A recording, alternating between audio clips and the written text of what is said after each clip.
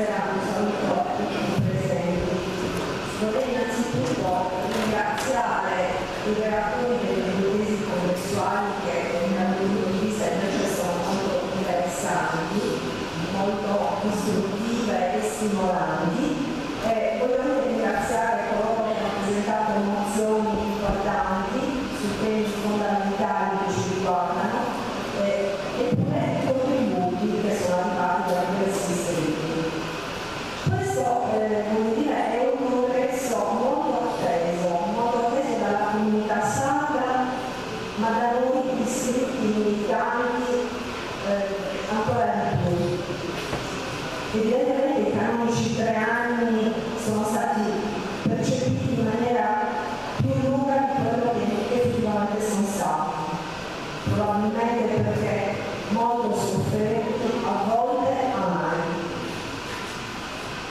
Siamo tutti consapevoli pienamente dell'importante situazione politica in generale e anche profondamente preoccupati.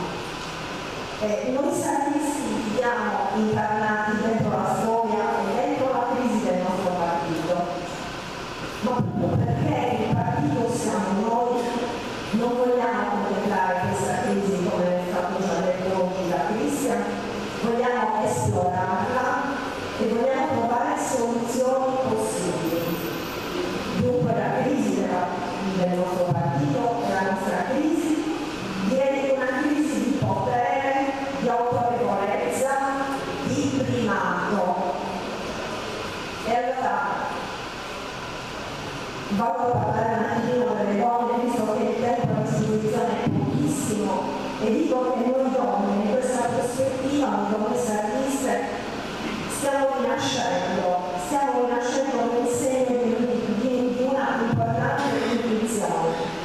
Crediamo che il nostro compito sia anche quello di contribuire a costruire una grande ricomposizione di popolo e così vediamo collocarci nella storia e dentro la riflessione del nostro partito, in particolare sul versante identitario, culturale e umano.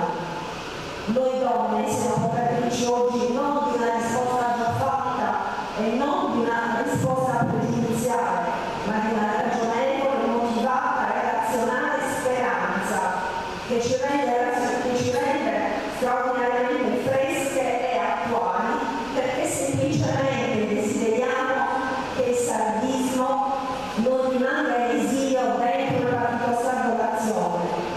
Noi siamo convinte che il sardismo deve trasformarsi in testimonianza pubblica. Un sardista vero non può manifestare la propria vocazione in 4 modi senza portare sulle sue spalle i pesi degli altri sardi. Non può non essere impronta di un modo diverso di partecipare e stare insieme nella società. Un vero sardista può dire parole bellissime, ma quello che convincerà davvero gli altri sardi sarà solo il fatto che chi parla per conto del partito sardo d'azione sta portando su di sé dei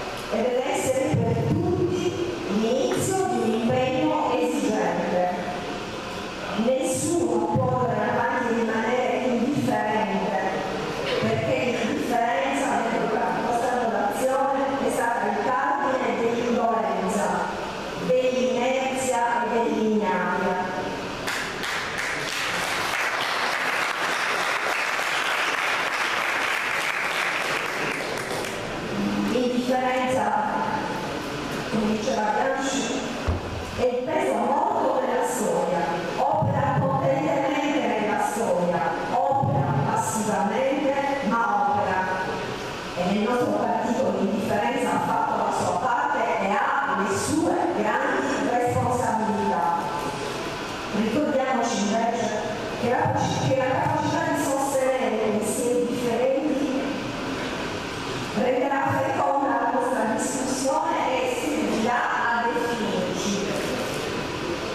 Appare dunque, dal mio punto di vista, necessario attrezzarsi tutti, uomini e donne, per metterci un poco all'opposizione, ma non all'opposizione degli altri dove già siamo collocati, ma all'opposizione di noi stessi, eventualmente delle nostre grandezze, dei nostri egoismi, se necessario anche delle nostre ambizioni. Non abbiamo risposte definitive, ma crediamo che su questo terreno, non in una polemica che interroga gli altri, ma semmai in una solitudine acuta, se volete angosciata, che riguarda ciascuno di noi, occorre ritornare per costruire più avanti la nostra rinnovata unità, che oggi è una speranza e ci auguriamo che diventi una certezza. Io sono sicura che alla fine di questo nostro impegno congressuale, al quale ci sentiamo sinceramente chiamati, non ci sarà esclusivamente una soddisfazione personale, ma l'idea di aver servito senza inganni e senza rimorsi questa grandezza, questa ragionevole speranza, questa splendida intuizione che è l'idea sarlista e la sua massima espressione nel Partito Sardo d'Azione. A tutti voi dal cuore un ferito Forza Pari. Grazie.